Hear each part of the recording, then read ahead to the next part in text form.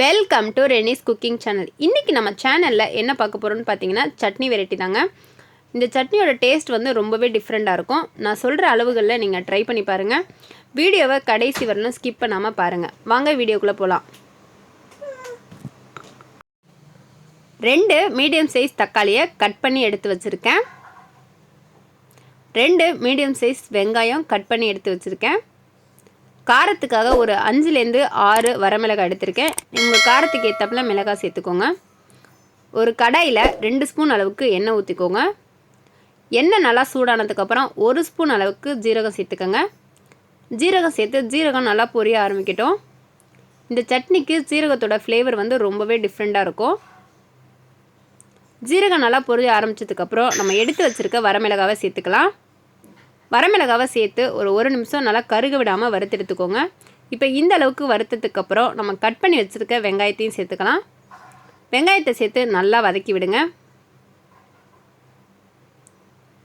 வெங்காயம் நல்லா இந்த அளவுக்கு வதங்கினதுக்கப்புறம் நம்ம கட் பண்ணி வச்சுருக்க தக்காளியும் சேர்த்துக்கலாம். சேர்த்து நல்லா மிக்ஸ் பண்ணி விடுங்க. தக்காளி சீக்கிரம் வதங்குறதுக்காக ஒரு ஸ்பூன் அளவுக்கு கல் உப்பு சேர்த்துக்கிறேன். சேர்த்து நல்லா மிக்ஸ் பண்ணி விடுங்க. தக்காளி வெங்காயம் நல்லா இந்த அளவுக்கு மசிய வதங்கியிருக்கணும். இந்த அளவுக்கு வதங்கினதுக்கப்புறம் நம்ம அடுப்பை ஆஃப் பண்ணிக்கலாம். வெங்காயம் தக்காளி நல்லா ஆறுனதுக்கப்புறம் ஒரு 2 கொட்டை அளவுக்கு புளி சேர்த்துக்கோங்க. சேர்த்து மிக்சியில் சேர்த்து இந்த அளவுக்கு அரைச்சிக்கோங்க. ரொம்ப பேஸ்ட்டாக அரைக்காமல் இந்த அளவுக்கு அரைச்சி எடுத்துக்கோங்க. இப்போ இதுக்காக நம்ம ஒரு தாளிப்பு ரெடி பண்ணிக்கலாம். ஒரு கடாயில் ஒரு ஸ்பூன் அளவுக்கு எண்ணெய் ஊற்றிக்கோங்க. எண்ணெய் கொஞ்சம் சூடானதுக்கப்புறம் நம்ம எடுத்து வச்சுருக்க கடுகு சேர்த்துக்கலாம்.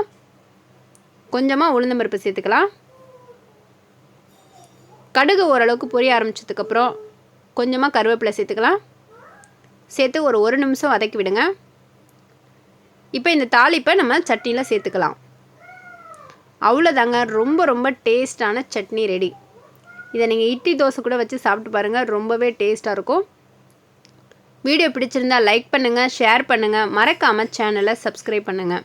கூடவே இருக்கிற பெல் பட்டனையும் கிளிக் பண்ணுங்கள். தேங்க்ஸ் ஃபார் வாட்சிங்.